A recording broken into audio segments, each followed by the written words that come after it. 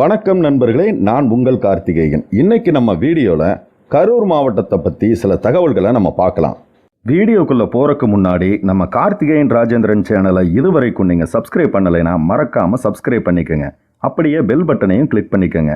இந்த வீடியோவை ஃபேஸ்புக்கில் பார்த்துட்டு இருந்தீங்கன்னா நம்ம கார்த்திகேயன் ராஜேந்திரன் அப்படிங்கிற பேஜை லைக் பண்ணிவிட்டு ஃபாலோ பண்ணிக்கோங்க. அப்படியே வீடியோவுக்கு ஒரு லைக்கையும் தட்டி விட்டுருங்க. இன்ஸ்டாகிராம் மற்றும் ட்விட்டரில் ஃபாலோ பண்ண விருப்பம் உள்ளவங்க டிஸ்கிரிப்ஷனில் லிங்க் கொடுத்துருக்கேன், அதை கிளிக் பண்ணி நீங்கள் ஃபாலோ பண்ணிக்கலாம். வாங்க நம்ம இப்போ வீடியோக்குள்ளே போகலாம். கரூர் மாவட்டம் இந்திய மாநிலமான தமிழ்நாட்டின் 38 மாவட்டங்களில் ஒன்றாகும். இந்த மாவட்டத்தோட நிர்வாக தலைமையிடம் கரூர். இந்த மாவட்டம் 2904 சதுர கிலோமீட்டர் பரப்பளவை கொண்டிருக்கு. இது அமராவதி மற்றும் காவிரி ஆகிய 2 நதிகள் பாயும் மாவட்டமாகும்.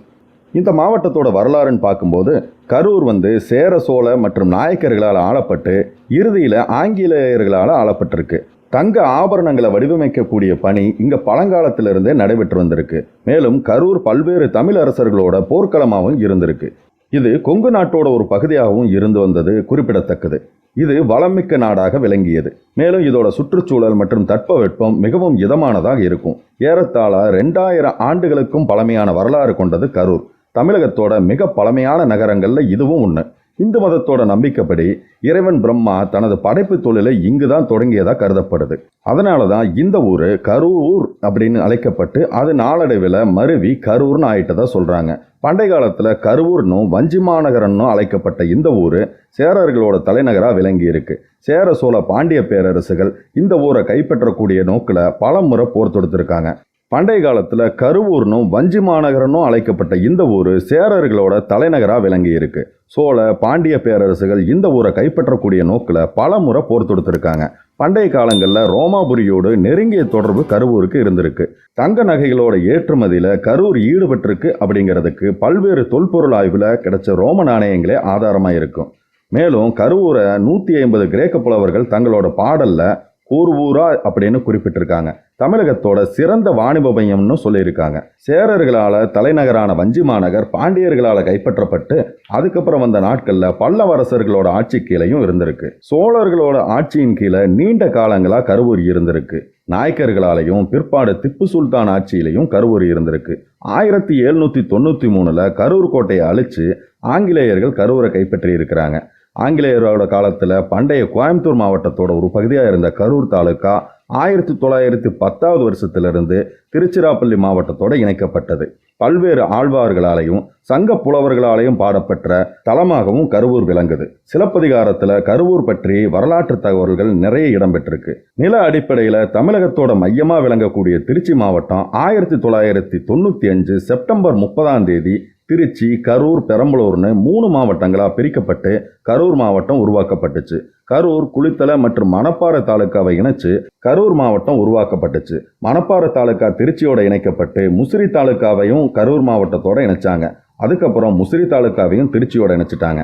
கரூர் மாவட்டம் கரூர், குளித்தலை அப்படிங்கிற 2 வருவாய் கோட்டங்களையும் கரூர், அரவக்குறிச்சி, குளித்தலை, கிருஷ்ணராயபுரம், கடவூர், மண்மங்கலம், புகழூர் அப்படின்னு 7 வருவாய் வட்டங்களையும் 203 வருவாய் கிராமங்களையும் கொண்டிருக்கு. கரூர் மாவட்டம் கரூர் மாநகராட்சிங்கிற ஒரு மாநகராட்சியும் அரவக்குறிச்சி, கிருஷ்ணராயபுரம், மருதூர், நங்கவரம், பள்ளப்பட்டி, பிஜே சோழபுரம், புலியூர், புஞ்சை புகழூர், புஞ்சை தோட்டக்குறிச்சி, புகழூர், உப்பிடமங்கலம் அப்படின்னு 11 பேரூராட்சிகளையும் கொண்டிருக்கு. இந்த மாவட்டம் 8 ஊராட்சி ஒன்றியங்களையும் 157 கிராம ஊராட்சிகளையும் தன்னகத்தே கொண்டுள்ளது. 2011 வருஷ கணக்குப்படி இந்த மாவட்டத்தோட மக்கள் தொகை 10,64,493. இதுல ஆண்கள் 5,28,184 பேராகவும் பெண்கள் 5,36,309 பேராகவும் இருக்கிறாங்க. கடந்த 10 வருடங்கள்ல மக்கள் தொகை வளர்ச்சி 13.77% உயர்ந்திருக்கு. இந்த மாவட்டத்தில் ஒரு சதுர கிலோமீட்டர்ல சராசரியா 367 நபர்கள் வசிக்கிறாங்க. இந்த மாவட்டத்தோட எழுத்தறிவு 75.60% இருக்கு. இந்த மாவட்டத்தில் மக்கள் நகர்ப்புறங்கள்ல 40% பேரும் கிராமப்புறங்கள்ல 60% பேரும் வாழ்றாங்க. இந்த மாவட்டத்தோட மக்கள் தொகையில இந்துக்கள் 93.35%, கிறிஸ்தவர்கள் 1.55%, இஸ்லாமியர்கள் 5.1% இருக்கிறாங்க. இந்த மாவட்டத்தில் தமிழ், தெலுங்கு மற்றும் கன்னட மொழிகள் அதிகமாக பேசப்படுது. கரூர் மாவட்டம் கரூர் மக்களவை தொகுதி மற்றும் பெரம்பலூர் மக்களவை தொகுதிகளை கரூர் மாவட்டத்தோட பகுதிகளை கொண்டிருக்கு. அது மட்டும் இல்லாமல் கரூர், அரவக்குறிச்சி, கிருஷ்ணராயபுரம், குளித்தலை ஆகிய 4 சட்டமன்ற தொகுதிகளும் இந்த மாவட்டத்துக்குள்ள இருக்கு. கரூர் மாவட்டம் வடக்குல நாமக்கல் மாவட்டத்தையும், கிழக்குல திருச்சி மாவட்டத்தையும், தெற்குல திண்டுக்கல் மாவட்டத்தையும், மேற்குல திருப்பூர் மாவட்டத்தையும், வடமேற்கில் ஈரோடு மாவட்டமும் எல்லைகளாக இருக்கு. கரூர் மாவட்டம் இந்தியாவோட மற்ற பகுதிகளோட நன்கு இணைக்கப்பட்டிருக்கு. சர்வதேச நெடுஞ்சாலை AH-43 இந்த மாவட்டத்தோட வழியாக தான் போகுது. இந்த மாவட்டம் 2 தேசிய நெடுஞ்சாலைகளை கொண்டிருக்கு.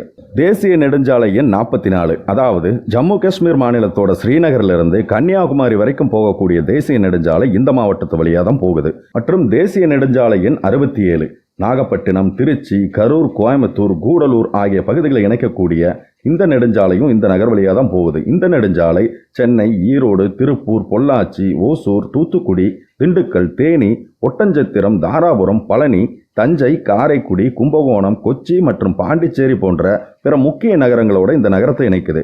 கரூர் நகரம் பெங்களூரோட அனைத்து போக்குவரத்து வழிகளிலும் நன்கு இணைக்கப்பட்டிருக்கு. அடுத்ததான் கரூர் சந்திப்பு ரயில் நிலையம். இந்த ரயில் நிலையமானது மாநிலத்தோட முக்கியமான ரயில் நிலையமாக இருக்கு. இது இந்தியாவோட ரயில்வே நெட்வொர்க் கூட நன்கு இணைக்கப்பட்டிருக்கு. இந்த ரயில் நிலையமானது திருச்சிராப்பள்ளி மற்றும் திண்டுக்கல்ல இருந்து வர்ற தொடருந்துகள் ஈரோடு மற்றும் ஜோலார்பேட்டை வழியாக வர்ற சென்னைக்கு செல்லக்கூடிய மற்றும் சென்னையிலிருந்து அதே வழித்தடத்தில் திருச்சிராப்பள்ளி மற்றும் திண்டுக்கல் செல்லக்கூடிய ரயில்களுக்கு சந்திப்பாக அமைஞ்சிருக்கு. கரூர் வழியாக தினமும் 45க்கும் மேற்பட்ட விரைவு ரயில்களும் பயணிகள் ரயில்களும் செல்கின்றன. கரூர்ல விமான நிலையம் இல்லை. ஆனால் கரூருக்கு ரொம்ப பக்கத்தில் இருக்கக்கூடிய விமான நிலையம் பார்த்தா 85 கிலோமீட்டர் தூரத்தில் இருக்கக்கூடிய திருச்சிராப்பள்ளி விமான நிலையம் தான் ரொம்ப பக்கமாக இருக்குது. அதுக்கடுத்தபடியாக கோயம்புத்தூரில் இருக்கக்கூடிய விமான நிலையம் இது 130 கிலோமீட்டர் தூரத்தில் இருக்குது. இங்கிருந்து மதுரை விமான நிலையம் 135 கிலோமீட்டர் தூரத்தில் இருக்குது. அடுத்ததாக சுற்றுலான்னு பார்க்கும்போது கரூர் பல வரலாற்று சிறப்புமிக்க கோயில்களை கொண்டிருக்கு. இது போர்க்களமாக விளங்கினதால பல்வேறு மன்னர்களோட வீரத்தை பறைசாற்றக்கூடிய சிலைகளை காண முடியுது. ஸ்ரீ கல்யாண பசுபதீஸ்வரர் கோயில், ஸ்ரீ கரூர் மாரியம்மன் கோவில், வெண்ணெய்மலை ஸ்ரீ பாலதண்டாயுதபாணி கோயில், லாலாப்பேட்டை ஸ்ரீ மாகாளியம்மன் கோவில், ஸ்ரீ மாரியம்மன், மதுரை வீரன் கோவில், ஆத்தூர் சோழியம்மன் கோவில், மகாதானபுரம் மகாலட்சுமி அம்மன் கோவில், கிருஷ்ணராயபுரம் திருக்கண்மல்லேஸ்வரர் கோவில், குளித்தலை கடம்பர் கோவில், ஐயர்மலை சிவன் கோவில், லால்பேட் ஐயப்பன் கோவில், தோகைமலை முருகன் கோவில், வியாக்கரபுரீஸ்வரர் கோவில், புகழிமலை அறுபடை முருகன் கோவில், மதுக்கரை செல்லாண்டியம்மன் கோவில், மண்மங்கலம் புதுக்காளியம்மன் கோவில் மற்றும் பல கோவில்களில் இங்கே சிறந்த வழிபாட்டு தலங்களாக இருக்குது. இந்த மாவட்டத்தோட சுற்றுலா தலங்களை பற்றி இன்னொரு வீடியோவில் விரிவாக பார்ப்பேங்க. கரூர் நகரம் சங்க காலத்தில் சேரர்களோட தலைநகரமாகவும் புகழ்பெற்ற தொழில் மையமாகவும் விளங்கியதுன்னு நம்ம ஏற்கனவே பார்த்தோம். குடிசை தொழில்களுக்கும் கைத்தறி நெசவு துணிகளுக்கும் புகழ்பெற்ற நகரமாக திகழக்கூடிய இந்த நகரத்திற்கு பசுபதீஸ்வரர் கோவில் அடையாள சின்னமாக இருக்கு. பசுபதீஸ்வரர் லிங்கம், பால் சுரக்கும் பசு மற்றும் இது போன்ற பல்வேறு சிற்பங்கள் இந்த கோவிலுக்கு மேலும் அழகு சேர்க்கிறது. கரூர் மாவட்டத்தோட நகரப்பகுதியில் மையத்தில் அமைஞ்சிருக்கக்கூடிய கோவில் தான் அருள்மிகு மாரியம்மன் கோவில். இந்த கோவில் இந்த பகுதியில் மிகவும் புகழ்பெற்ற கோவில். இங்கு அருள்மிகு மாரியம்மன் எழுந்தருளி இருக்காங்க. ஒவ்வொரு வருஷமும் மே மாசத்துல வைகாசி திருவிழா கம்பம் நடுதல் நிகழ்ச்சியோட துவங்குது. இதுல சாதி சமய வேறுபாடுகள் இல்லாம அனைத்து மக்களும் பங்கேற்பதோட வழிபாட்டிற்கு ஒவ்வொரு பக்தர்களும் அமராவதி ஆற்றிலிருந்து புனித நீரை எடுத்து வந்து இந்த மகத்தான நிகழ்வுல பங்கேற்கிறாங்க. அடுத்ததா அருள்மிகு கல்யாண வெங்கட்ரமண சுவாமி கோவில். தாந்தோணிமலை 5 கிலோமீட்டர் தொலைவில் இருக்கு. கரூர் மாவட்டத்தில் அமைஞ்சிருக்கிற தாண்டோணி மலையோட சிறு குன்றுல அருள்மிகு கல்யாண வேங்கடரமன் பெருமாள், அருள்மிகு கல்யாண வேங்கடரமணர் பெருமாள் எழுந்தருளி இருக்காரு. இந்த கோவில் கரூர் மாவட்டத்திலிருந்து 5 கிலோமீட்டர் தொலைவில் இருக்கு. இந்த கோவில் தென் திருப்பதின்னு சொல்லப்படுது. கரூர் மாவட்டத்தில் அமைஞ்சிருக்கிற மற்றும் ஒரு கோவில் பாலசுப்பிரமணியர் எழுந்தருளி இருக்கிற வெண்ணெய்மலை கோவில். இந்த கோவில் கரூர்ல இருந்து 5 கிலோமீட்டர் தொலைவில் சேலம் செல்லும் சாலையில் அமைஞ்சிருக்கு. இறைநேசர்களாகிய அருணகிரிநாதர் மற்றும் ஔவையார் இந்த கோவிலில் வீட்டில் முருகப்பெருமான போற்றி பாசுரங்கள் நிறைய பாடியிருக்காங்க. நெரூர் அருள்மிகு சதாசிவ பிரம்மேந்திராள் திருக்கோவில் கரூர்ல இருந்து 12 கிலோமீட்டர் தொலைவில் இந்த கோவில் அமைஞ்சிருக்கு. இந்த கோவில் கரூர் மாவட்டத்தில் மிகவும் புகழ்பெற்று விளங்குது. அடுத்ததான் புகழிமலை கோவில். புகழூர் அருகில் அமைஞ்சிருக்கக்கூடிய வேலாயுதம்பாளையத்தில் கரூர்ல இருந்து 17 கிலோமீட்டர் தொலைவில் இந்த கோவில் அமைஞ்சிருக்கு. இங்குள்ள சிறிய மலையின் மீது சுவாமி சுப்பிரமணியர் வீற்றிருக்காரு. இங்கு அமைஞ்சிருக்கிற சமணர் படுகை மற்றும் சிற்பங்கள் மிகவும் புகழ்பெற்றவையா இருக்கு. கரூர் மாவட்டத்தில் வடமேற்கு பகுதியில் காவிரி ஆற்றோட கரையில இந்த கோவில் அமைஞ்சிருக்கு. கரூர்ல இருந்து 57 கிலோமீட்டர் தொலைவில் கரூர் மாவட்டத்தின் குளித்தலையிலிருந்து 8 கிலோமீட்டர் தொலைவில் ஐயர்மலை அமைஞ்சிருக்கு. இந்த திருக்கோவில் அருள்மிகு ரத்னகிரீஸ்வரர் வீற்றிருக்காரு.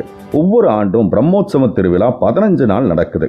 மற்றும் சித்திரை திருவிழா, தைப்பூச திருவிழா, கார்த்திகை திருவிழா, பங்குனி உத்திரம் மற்றும் தெப்பத் திருவிழா ஆகியவை பிரம்மாண்டமா கொண்டாடப்படுது. அடுத்தது கரூரோட அரசு அருங்காட்சியகம். இது கரூர் மாவட்டம் பழைய திண்டுக்கல் ரோட்ல ஜவஹர் பஜார்ல அமைஞ்சிருக்கு. இது மக்களோட பார்வைக்காக 2000 ஆண்டுல துவங்கப்பட்டு இப்பவும் பயன்பாட்டில் இருக்கு. இங்க வெண்கல சிலைகள், உலோகப் பொருட்கள், இசைக்கருவிகள், பழைய நாணயங்கள், பாறைகள் மற்றும் தாதுக்கள் உட்பட மாதிரிகள் பல இருக்கு. மேலும் படிமங்கள், தாவரவியல் மாதிரிகள், மெல்லுடலைகளின் ஓடுகள் மற்றும் பிற கடல் மாதிரிகள் ஆகியவை பார்வைக்காக வச்சிருக்காங்க. கரூர் மாவட்டத்தில் இருக்கிற இன்னொரு சிறப்பு என்னன்னா, ஒவ்வொரு வருஷமும் தமிழ் மாதமான ஆடி மாதம் 18ஆம் தேதி அன்னைக்கு காவிரி மற்றும் அமராவதி நதி கரையோரங்கள்ல குடும்ப பெண்கள், சுமங்கலி பெண்கள், புதிதாக திருமணமான பெண்கள், திருமணமாகாத கன்னி பெண்கள் தங்களோட குடும்பத்தோட போய் பூஜை செஞ்சு தங்கள் குடும்ப நலனுக்காக காவிரி மற்றும் அமராவதி நதிகளை வணங்குவாங்க. பூஜைக்காக மலர் மாலை, பச்சரிசி, ஊதுபத்தி, சாம்பிராணி, மஞ்சள், குங்குமம், தேங்காய், வெற்றிலை பாக்கு, பழங்கள், வெல்லம், மஞ்சள் கயிறு, நறுமண பூக்கள், தேன், பச்சரிசி மாவு, பன்னீர், வாழை இலை இந்த மாதிரியான பொருட்களை கொண்டு போய் காவிரி தாய்க்கு படைத்து பண்டிகையா கொண்டாடுறாங்க. இது காலங்காலமாக இருக்கக்கூடிய வழக்கமாக இருக்கு. நதிக்கரைகளில் சக்கரை பொங்கல் மற்றும் வெண்பொங்கல் தயார் செய்து படையல் செய்து இறையருள் பெற வேண்டிக்கிறாங்க. ஓகே ஃப்ரெண்ட்ஸ், இந்த வீடியோ உங்களுக்கு நிறைய தகவல்களை தெரிஞ்சுக்க உதவியாக இருந்திருக்கும் நான் நினைக்கிறேன். இன்னொரு வீடியோவில் சந்திப்போம். அது வரைக்கும் நன்றி, வணக்கம்.